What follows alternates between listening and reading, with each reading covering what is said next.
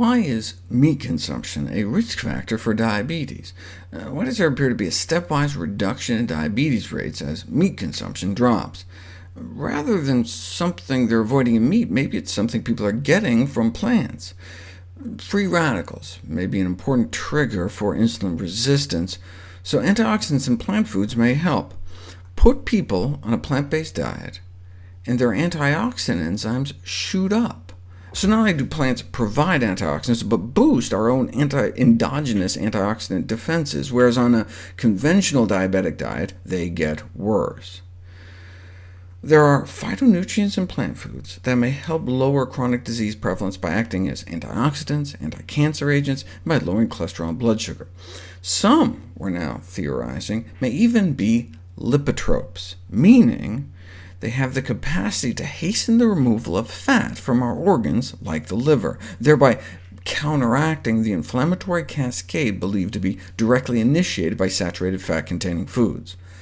Fat in the bloodstream, due to the fat we wear or the fat we eat, not only causes insulin resistance, but produces a low-grade inflammation that can contribute to heart disease and non-alcoholic fatty liver disease. Fiber may also decrease insulin resistance. One of the ways it may do that is by helping to rid the body of excess estrogen. There's strong evidence for a direct role of estrogens in the cause of diabetes, and it's been demonstrated that certain gut bacteria can produce estrogens in our colon. High-fat, low-fiber diets appear to stimulate the metabolic activity of these estrogen-producing intestinal bacteria. This is a problem for men, too. Obesity is associated with low testosterone levels, marked elevations of estrogens produced not only by fat cells, but some of the bacteria in our gut.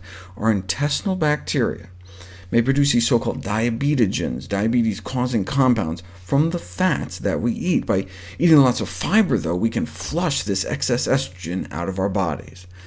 Vegetarian women, for example, excrete 2 to 3 times more estrogens in their feces than omnivorous women, which may be why omnivorous women had 50% higher estrogen blood levels. These differences in estrogen metabolism may help explain the lower incidence of diabetes in those eating more plant-based diets, as well as the lower incidence of breast cancer in vegetarian women who get rid of twice as much estrogen because they get rid of twice as much daily waste in general. Either way, meat consumption consistently associated with diabetes risk. Dietary habits are readily modifiable, but individuals and clinicians will consider dietary changes only if they are aware of the potential benefits of doing so. The identification of meat consumption as a risk factor for diabetes provides helpful guidance that can set the stage for beneficial behavioral changes. Meat consumption is something doctors can easily ask about, and once identified, at-risk individuals can then be encouraged to familiarize themselves with meatless options.